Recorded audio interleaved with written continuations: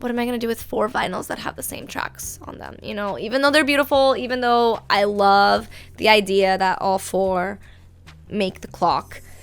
Hello, and welcome to Embodying Mystical Mac. I'm Mac, and if you are new here, thank you so much for joining. If you are returning, thank you so much for coming back.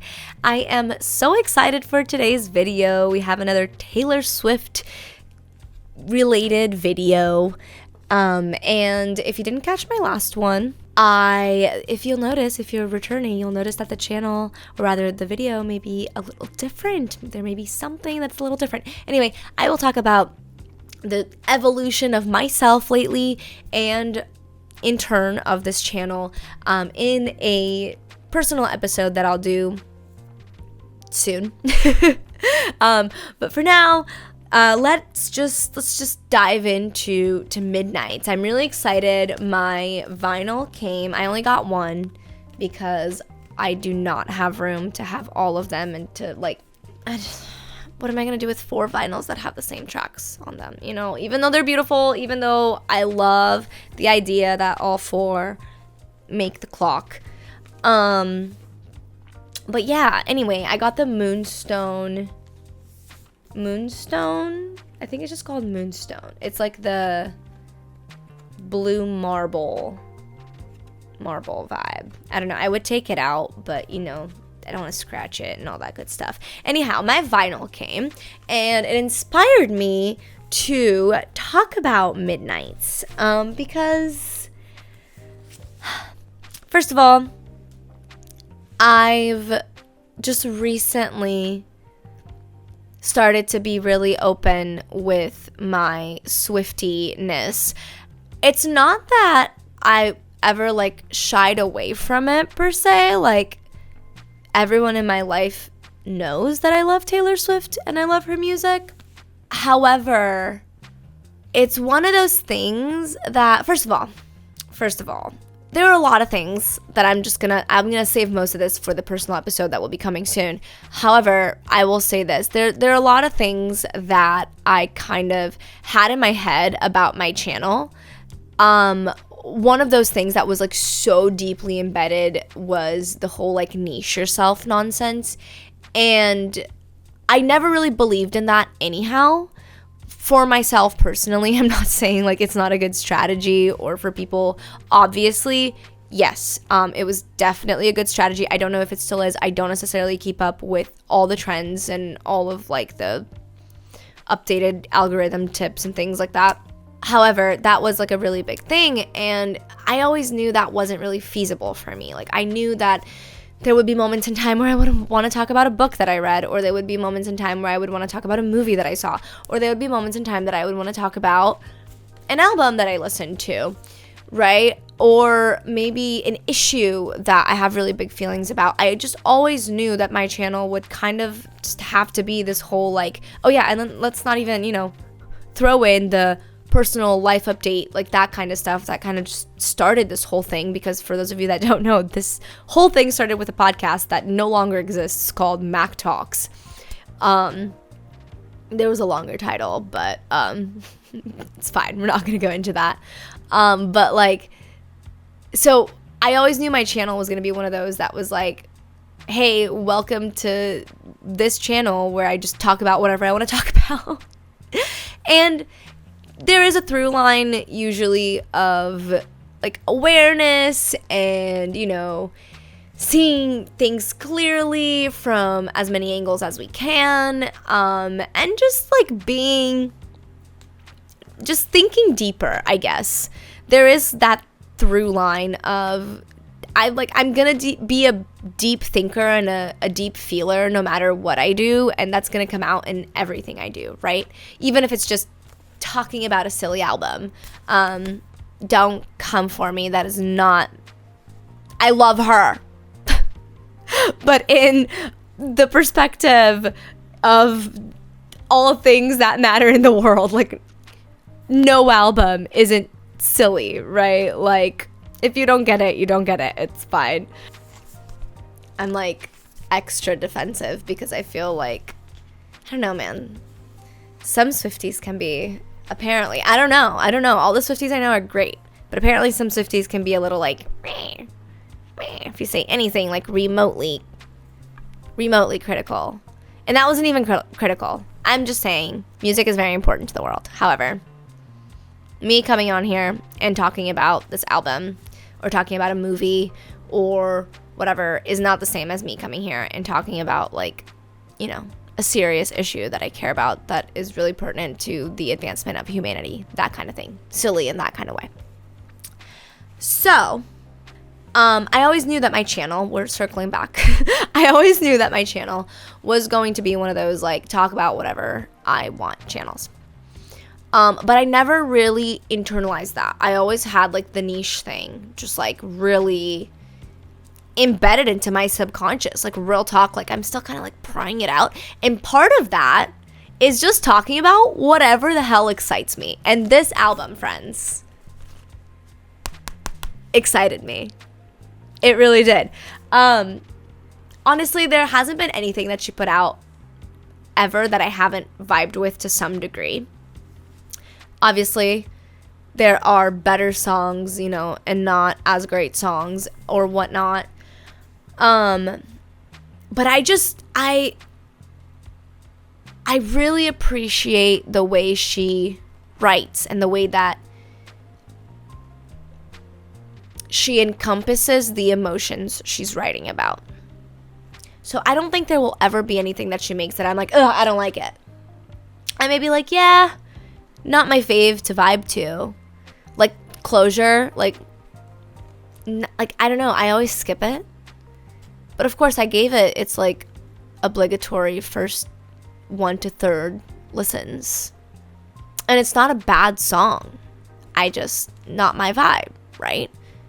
But like, I know that I'm not ruling out the possibility that there will be a moment in time in the future where I'll be like, you know what song can help me move through this moment, because this is why I am so deeply attached to music. That music has helped me move through emotions, which is something that's really difficult for me, which is crazy because I'm such a deep fucking feeler. But that's what happens when you are traumatized into making yourself try to be a small feeler. Or not a small feeler, a shallow feeler. Right? You end up not knowing how to move through your big feelings because you didn't know how to move through them in childhood and nobody helped you. So, I'm making it, no, you know what, never mind. Yes, that would just what I just said. So music is a really great aid for that. And I'm not ruling out the possibility that someday down the line, a song, you know, Closure is going to be like the one song that's going to help me move through that moment. So all that to say that like there will never be anything that I do not think is at least like good from her. But I want to go through this album and just talk about each track and talk about my thoughts on each track, how I felt. And I guess we'll just start with the album art. I'm just really loving this, like, I don't know if it's like 70s, because it's just so, it's vibrant. You've got like the blue eyeshadow.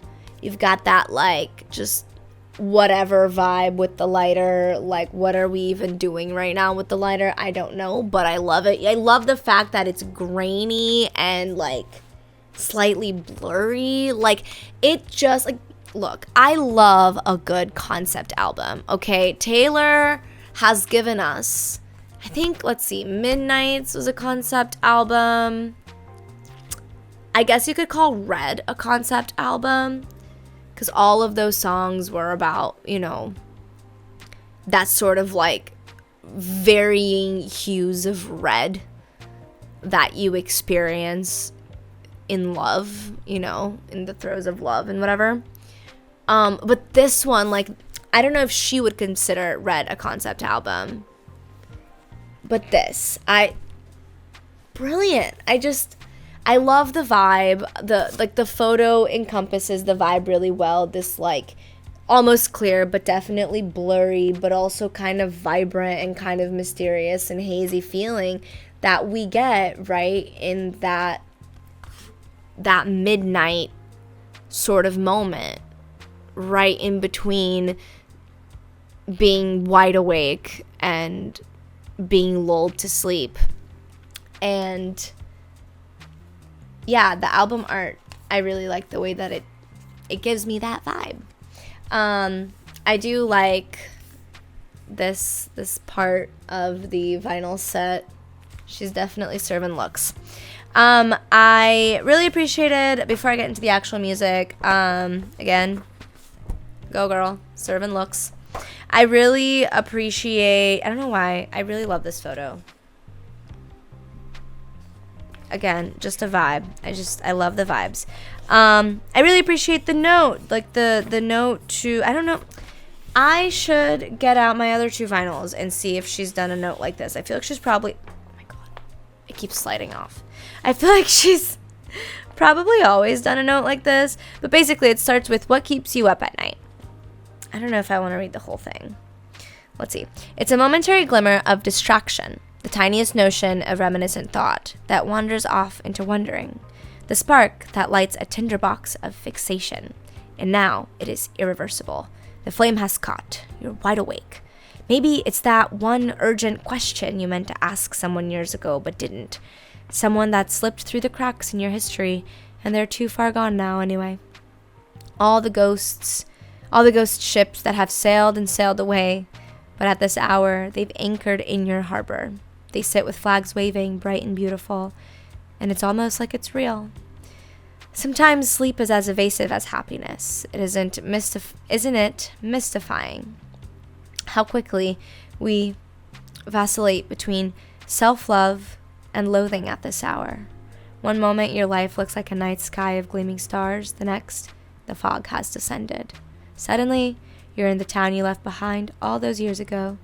The trees of your youth with the phantom memory echoes of your belly laughter, and the rope indentations of your old tire swings still on the branch. All the phone numbers you still know by heart but never call anymore. The boy's devastated faces as he peeled out of your driveway, the family man he is now. What must they all think of you?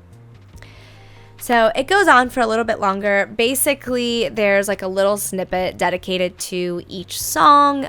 You may have caught that if you caught it already from what I read.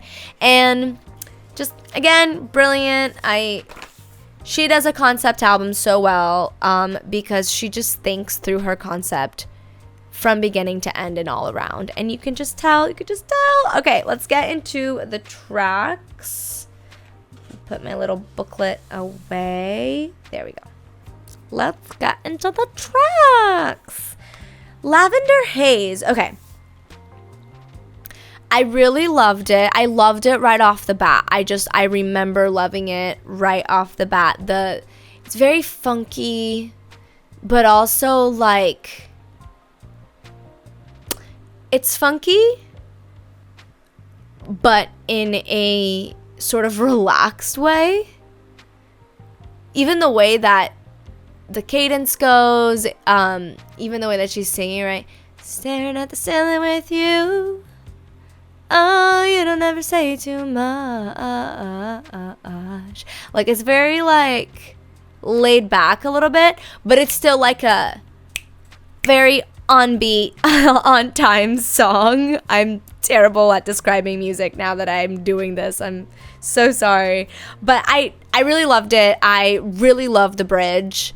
I also love the whole vibe of the song. This idea of that line, I'm damned if I do give a damn what people say. Like, word. I'm damned if I do give a damn what people say. Like, the song aside, lyrics to live by, because at the end of the day, can we control that shit? No, we can't.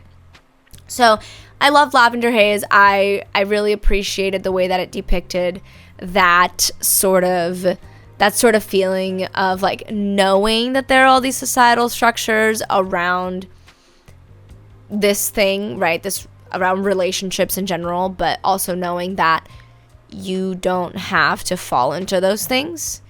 You can certainly stay in the lavender haze. And what I love about this too, it's like, it's not it doesn't feel like we're just honeymooning. Oh, we're just in the honeymoon stage. Which that could have been when she wrote it. But this song to me has a very like, you can remain in the lavender haze as long as you want. All you need to do is just keep your love where it belongs between the two of you. Right? So, I love that. Maroon grew on me. It had to grow on me, but it didn't take very long. I appreciate, again, I always appreciate Taylor's lyrics, even if they're like a little quirky, especially if they're quirky, if they have like a funky time signature or like a funky melody. I love that part. How did we end up on the floor anyway? Say your roommate's cheap has screw top tongue twister. Your roommate's cheap has screw top rosé. That's how I see you every day now. Like that is really cool. I appreciate that. I love the chorus. It really gives you this sort of, just this sort of feeling of like taking, like, not being able to breathe and then being able to catch your breath. But by the time you catch your breath, like the pivotal moment where you needed to have your wits about you is already gone. And I love that idea that's so Scarlet, it was maroon. And maroon, it almost makes me think of like, when Scarlet kind of fades, it turns into maroon. And that's, the bridge of that one also, like, I wake with your memory over me. That's a real fucking legacy. Like, that definitely has a very big feeling of like, oh my God, what was red has turned maroon. Okay. Let's go. Antihero. I mean, come on. Who doesn't love Antihero? I really appreciated Antihero. I definitely appreciated the music video, the premise behind it, this idea of like accepting all the parts of yourself, even the parts of yourself that can definitely lead to destruction, and how the only way that they won't lead to destruction is if you take responsibility and ownership over them and accept yourself. Brilliant. Brilliant. We've all felt like the antihero in our own stories, right? So the video just drove that home and I loved it. Snow on the Beach. I at first was really bummed that we didn't get more of Lana other than her background additions, which are beautiful, by the way. But especially after listening to this, because I listened to this before I recorded this. After listening to this on my record player, I will say her contributions vocally to this song are much better heard via the vinyl. For whatever reason, whenever I'm listening to the digital version, her echoes and whispers and like literally angelic background vocals don't translate as much as they just did on this listen. So there's that. Okay. I feel like I had more to say. I loved it. I really did. At first, okay, here we go. At first, I was disappointed that we didn't have as much of a feature from her. But then, like I said, the things that we do have are very much like Lana-esque. And I really appreciate it. Like, I really appreciate it.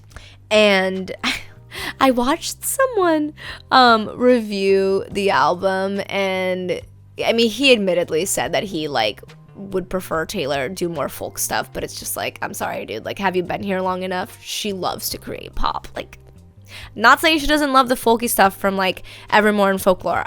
I love those albums. In fact, Evermore was the second vinyl that I ever owned. Like, this is the third and I'm collecting them all, so if you want to help, let me know.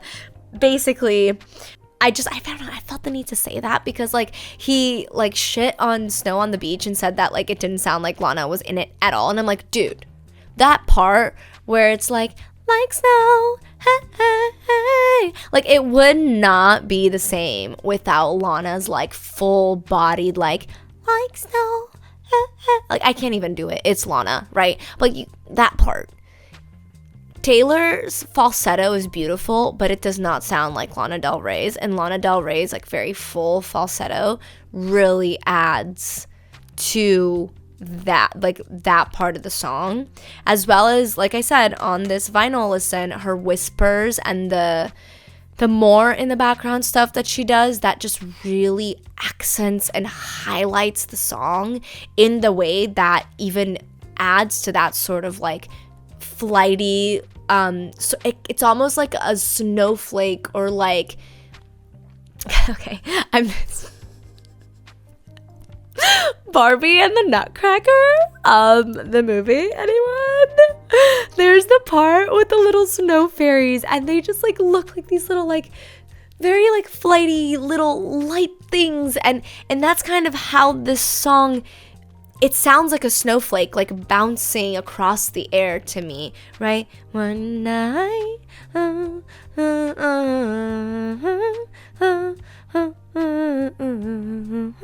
like it's very like that kind of vibe. And Lana's contributions to the song add, I mean, I'm sure she helped write it too, it says so anyhow, she just adds an ethereal element to it that is just lovely, like absolutely lovely. And after the vinyl, it makes me only want to listen to the song on vinyl because it just sounded so fucking beautiful.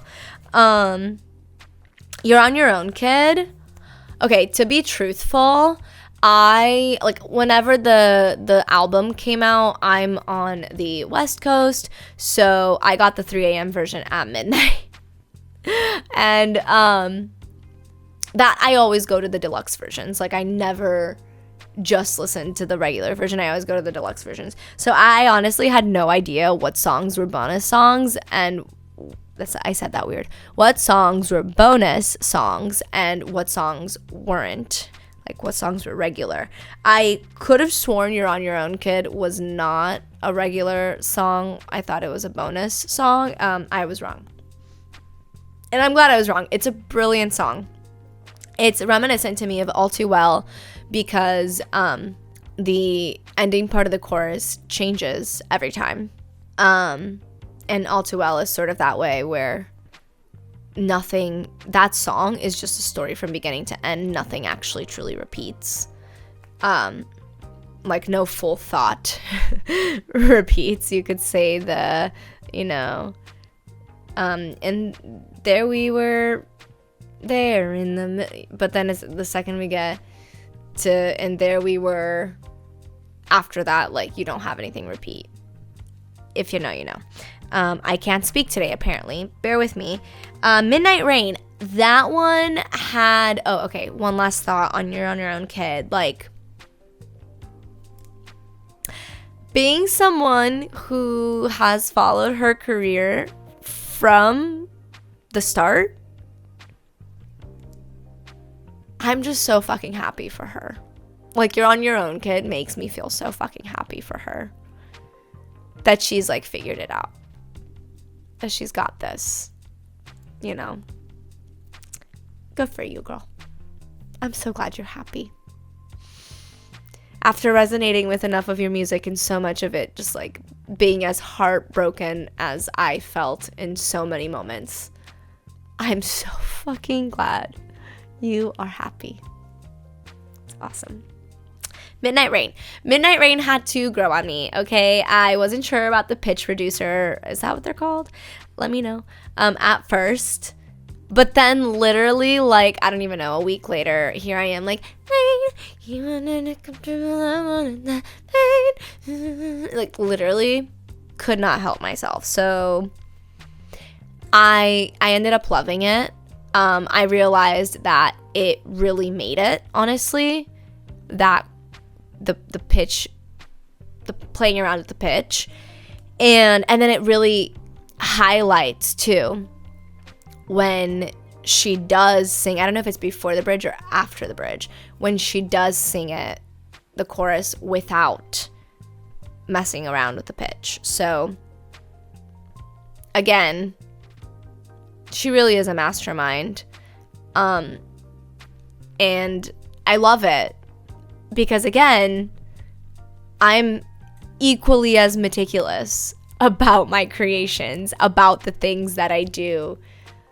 One of the hardest parts of this channel of creating content has always been the fact that if I script myself, I strip myself of whatever makes me me when I'm on here talking to you. That's not to say I don't outline and stuff, but no, I'm not one of those creators that can just do a full-on script that I will memorize and then say to the camera. If I do that, there's no point in me creating if I do that. And that's been one of the hardest things about creating content. It's this idea, like, I think that's actually contributed to like my procrastination a lot, is this kind of paralysis that my brain has to like just trust my body to say the things it needs to say without my brain meticulously planning it all out. But you bet your ass that, you know, my channel art, my channel name, like I'm always like tweaking my website, like tweaking this, tweaking that, curating this, curating that, like manifesting financial freedom and stability is so important to me, because I know that being financially free and stable is just further allowing me to like sink deeper into my creativity. Okay? And the deeper I sink into my creativity, the more things I'm going to create. And at no point in time will I not be insanely intentional and meticulous about how those creations come to be. So I love that she gave us the playing around with the pitch. And then, you know, in the moment where she really just wanted us to like hone in on that chorus, she takes it away. Yeah, loved it. Really appreciate Midnight Rain. Next question. Again, a song I thought was a bonus song. And I will talk about the 3 a.m. version when we're done with this version. So question, I appreciate it. It kind of gives me like Speak Now vibes. Definitely not super directly, not even close. It's just a vibe. It's a vibe. Like I'm wondering, I'm like, did this song come out of the Speak Now era? But you just got around to producing it now, so you know now it's like full on pop, whereas like Speak Now was still like, we were still in country pop. But I really like it. It's just very like, as much as it's definitely, you know, and when you read, because I did read the little paragraph that has to do with question from her like, you know, her, I don't know, intro to the album to us here. And that part did read quite heartbreaking. It was almost like, you know, a one that got away kind of situation. But the song itself is just like, I love that, just the vibe of it. And I maybe would like some explanation. Can I ask you a question? It's just very like nonchalant for what I feel were probably very nonchalant, very not nonchalant feelings. Love it. I love it. If you can't tell, I'm not necessarily like, I am not a music critic, and I'm not here to be. So if you can tell, I'm not, I don't know. If you came here for like music criticism, like super technical and shit, that's not what's happening here. Okay. Vigilante shit. I can vibe with it. It's not my favorite. And it feels a little awkward. But I can still vibe with it. I appreciate it. And I do appreciate the whole, like, the last chorus changing to I don't dress for villains or for innocents. I'm on vigilante shit again. Like, I appreciate that. I appreciate this, just the casual throwing out of the title. But yeah, not my fave. Maybe it's the closure of the album. Let's see. Bejeweled. I really appreciate Bejeweled. It gets stuck in my head. I loved the video. I thought it was super cute. Yeah, no, I thought it was cute. it definitely gets the point across. It's like, it's one of those, it's kind of like Question, where it's like you can definitely tell like the feelings underneath, the feelings that brought this song to be a song probably sucked really bad. But when we get to the song in and of itself is very like uplifting and fun, you know, and definitely makes you feel kind of like the ooh, look at me, I'm cool vibes. Whereas I'm not sure. Whereas I can imagine that perhaps when that song, in the midnight moment that song came to her, maybe she wasn't feeling so bejeweled. Maybe she wrote it so that she could find that feeling, knowing that she was still bejeweled. She just had to find it, and maybe finding it had something to do with writing that song in the moment. So yeah, kind of like Question, very, very big and probably heavy feelings that turn into a song that feels very like flighty and light and fun.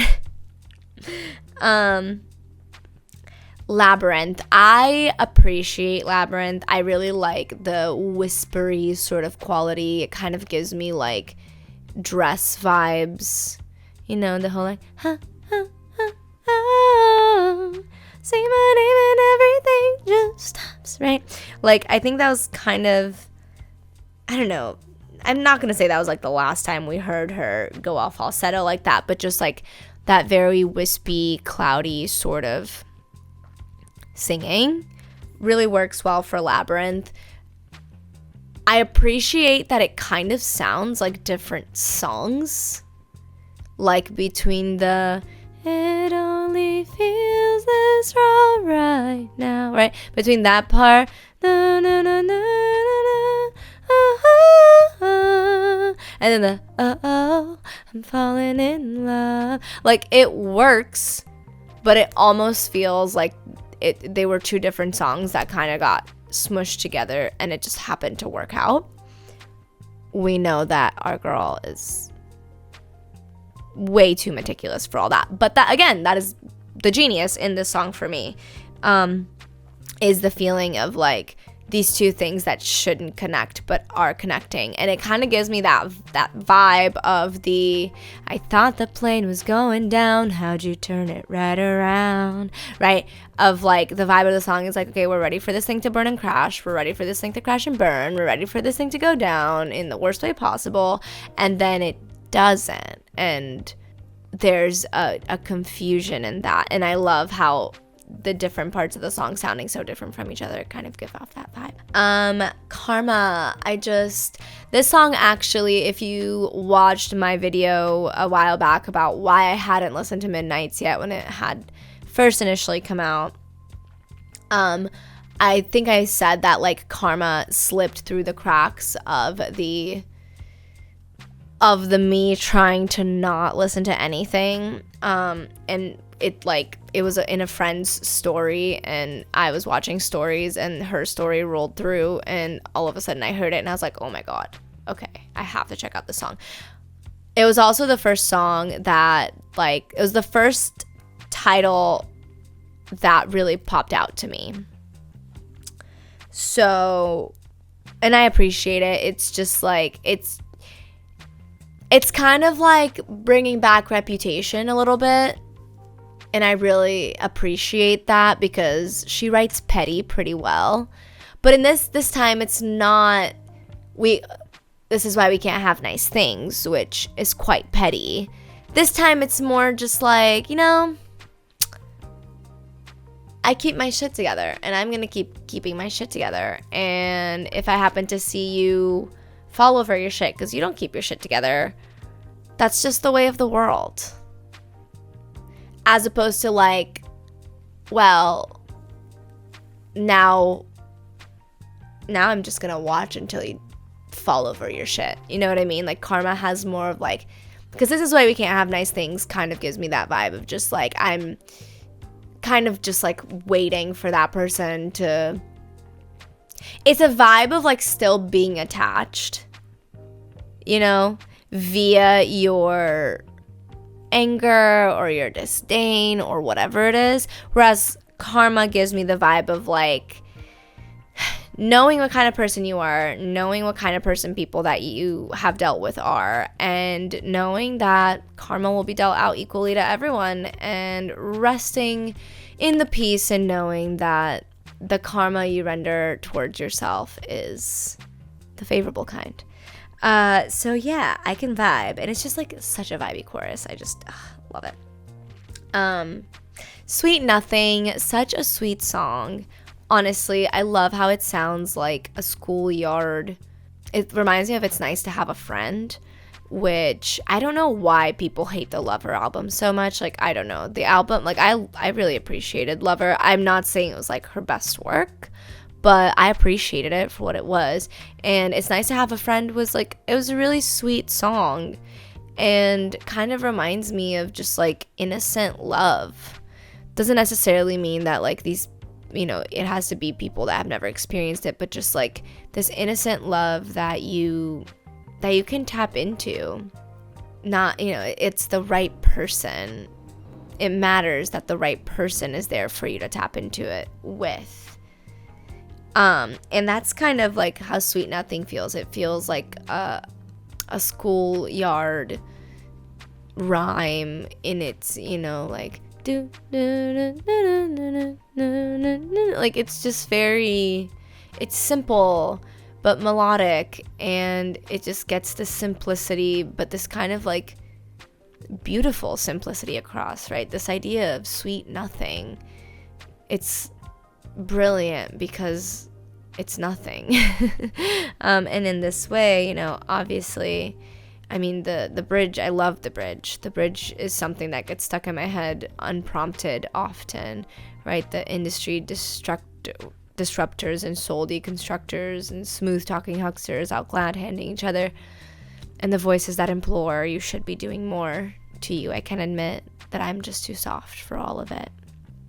Like, she's clearly had so many demands throughout her life. Demand from the tabloids and her fans and haters and people who didn't know anything and people who probably knew too much, and to have someone need nothing from you, want nothing from you. It's a lovely concept, and it was executed really well in this song.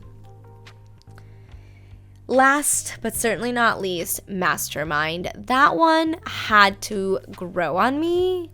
It really did. It had to grow on me. But once it did, I really appreciated it. I appreciated the bridge right away.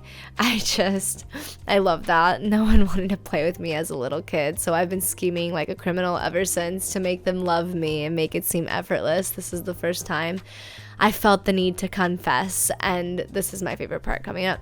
And I swear, I'm only cryptic and Machiavellian because I care.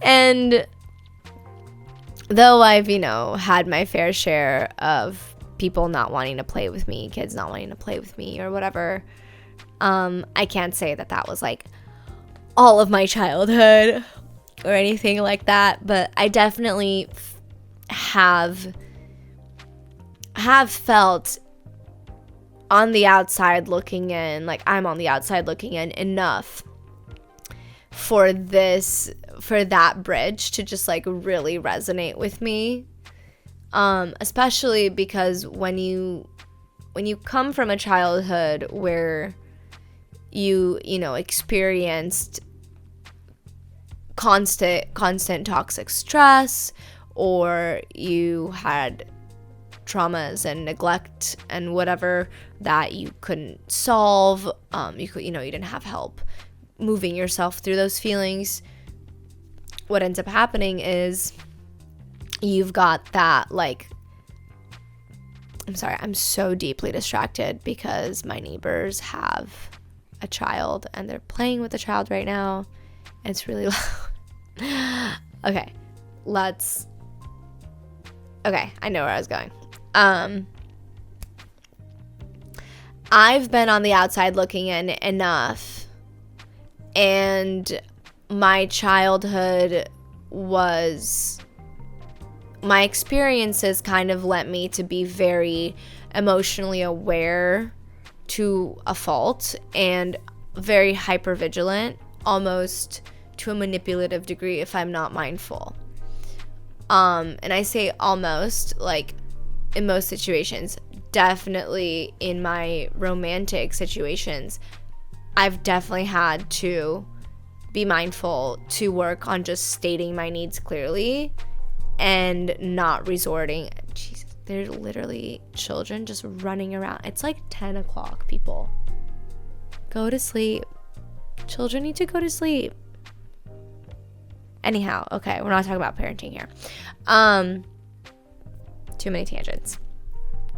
I'm getting distracted because the children that are not even mine. Okay.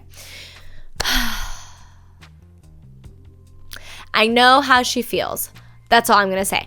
I know how she feels being on the outside looking in enough, learning to be super hyper vigilant and way too emotionally aware of everybody around me. And developing a people pleaser complex and just wanting people to like you really bad. Yeah, I don't know. I'm definitely not like cryptic and Machiavellian. That's definitely a joke. Or maybe for her it's not. I don't know. But she definitely seems to be like, you know, a big feeler and whatever. But I get that. Like, this idea of feeling like you need to manipulate people into like liking you and whatever because you've just felt pushed away enough. So I really appreciated Mastermind. Real fast, I am just gonna look up the bonus tracks. Yeah, we're just going to look up the bonus tracks here. And I'm just going to go through real fast. I mean, I'll say right off the bat, Dear Reader, I appreciated Dear Reader. It had to grow on me quite a bit. But once it did, I'm like, oof, I love it. Especially the bridge. The bridge really hit for me. Like, I just love her, like, real self-reflective, like, especially of her shadows shit. Like, she writes really well around her shadows, the parts of her that maybe are not so you know, so easy to look at, that maybe are not so productive or pleasing.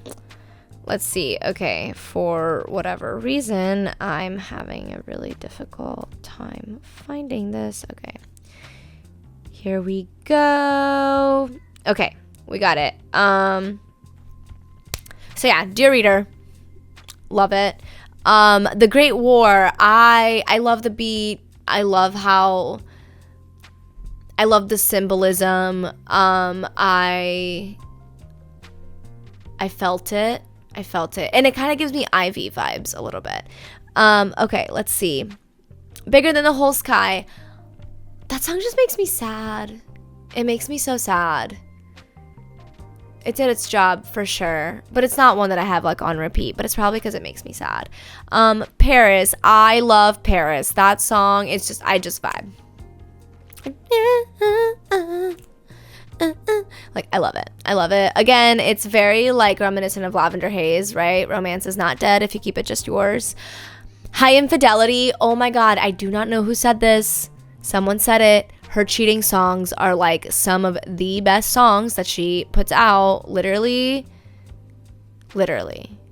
High Infidelity is no exception. Glitch. Had to grow on me, but once it grew, man, it grew. It grew. I love the bridge for it too. Just, I love it. It feels quite right. Would've, could've, should've. Oof. I appreciate it. I love the gravity of that song. Because that's what it is. It has gravity. Yeah. I mean, plenty of people have reacted to this one. But legit. That's all I'll say. It has gravity and it's felt and I love it. I don't know that I would like, I don't know. Some people were saying that it's like better than All Too Well. And that's kind of hard for me to say.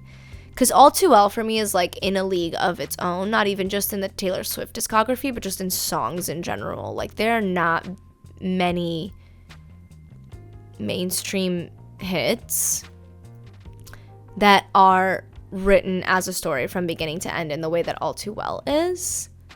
So I'm not sure that I will compare Would've, Could've, Should've like it's in the same class per se. But it comes damn close, like the gravity that it kind of lends you to feel. But it's more of a chaotic gravity, whereas All Too Well is very like grounded, and sure it ramps up in the bridge, but it's still very grounded. There's like a sense of closure and resolve, whereas Would've, Could've, Should've is very much like this shit is strewn open like a motherfucker. So yeah, they differ in that way. Yeah, okay, we did it. It took us 50 minutes, but we did it. And now we are gonna do a quick tarot reading, tarot card reading. I read tarot and I do a single card reading at the end of all my videos / episodes. These are all available for your listening pleasure on the podcast platform. Most, if not all of them at this point. Except for reactions that, require you to see the thing I'm reacting to. But here we do just a one card reading. Just a little message from the universe. What do we need to know today?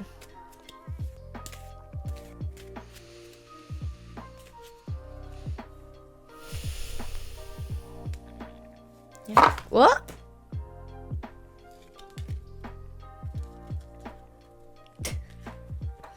Let's see.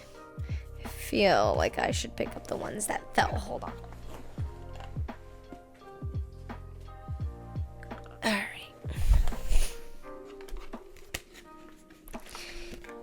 All right. What do we got here? Okay.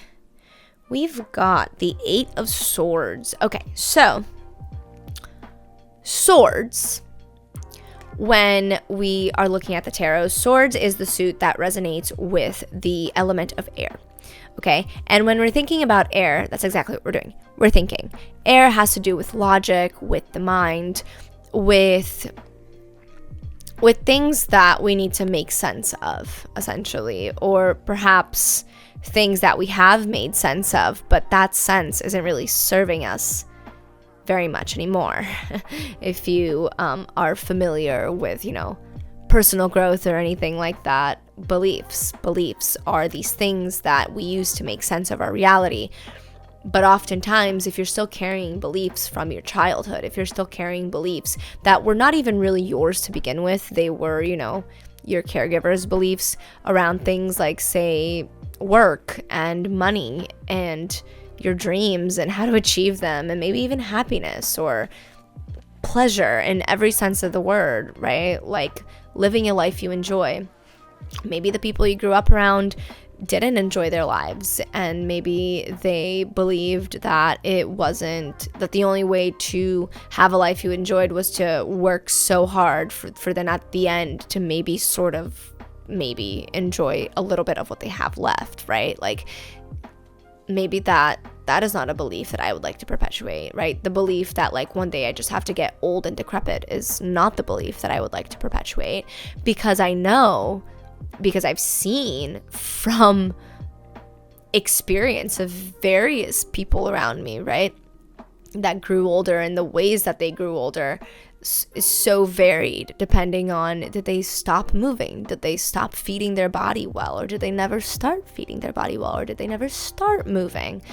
right? And so if I believe that I'm just going to be old and decrepit one day anyway, maybe I won't be so motivated to feed my body properly foods that will allow it the longevity that it actually has within it. Maybe I won't put in the effort to move, a few times a week, if not every single day, to keep my body limber, to keep my body strong, to keep my body active and give it that longevity. So that's just an example of like a belief that I certainly don't want to perpetuate from my upbringing.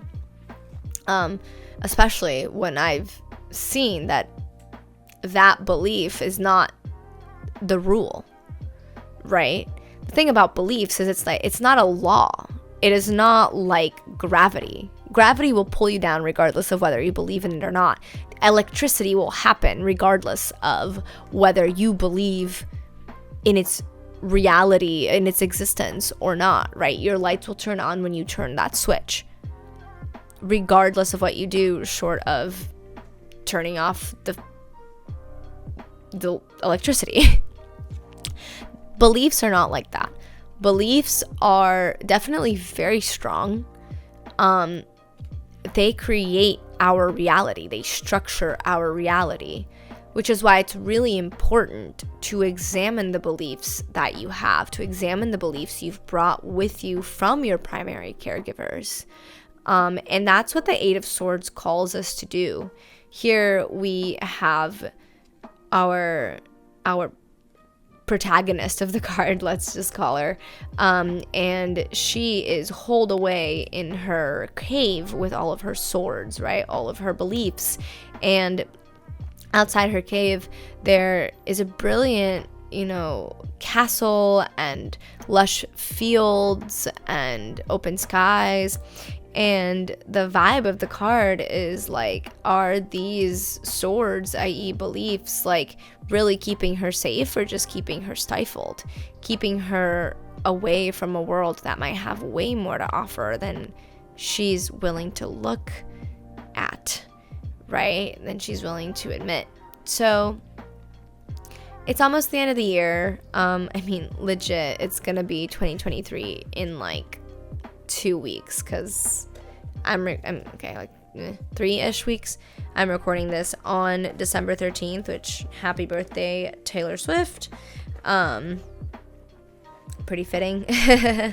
But it's gonna be the end of the year so soon, and what a better time to take stock of the beliefs you got going on. How are they forming your mindset? How are they structuring your life? And whatever you come up with, take action based on that. The brilliant thing about inner work and self-work is that you can do it whenever you decide to. So yeah, if that reading intrigued you, you can go ahead and go to calendly.com/mysticalmac. I am doing 3-card readings for $40. They usually go about 30 to 45, sometimes to an hour, but usually like 30 to 45 minutes. I do them over Google Meet because it does allow me an hour in case it goes that long. And yeah, if you'd like to go ahead and do that, the link will be up here. It'll be down below. Also, my social media and stuff will be down below. Ways that you can support the channel. Book a reading is one of them. I have an affiliate code as well for this really awesome Shilajit company, if you want to check that out. Yeah, that's all down below. And please like this video. Please subscribe to the channel, especially if you've made it this far. And please do click the bell because I post regularly, but I don't post on a schedule. So I would really love to see you here next time. Thank you so much. If you're a Swiftie and you had your thoughts on Midnights, what did you think? Did you like it? Did you not? What did you like about it? What did you not like about it? Yeah, just let me know. Thank you so much for being here. I appreciate you. Like, subscribe, click the bell. Stay mystical, stay grounded, and I'll catch you next time. Rain, you a little comfortable, I wanted that pain. All day, every day. Bye.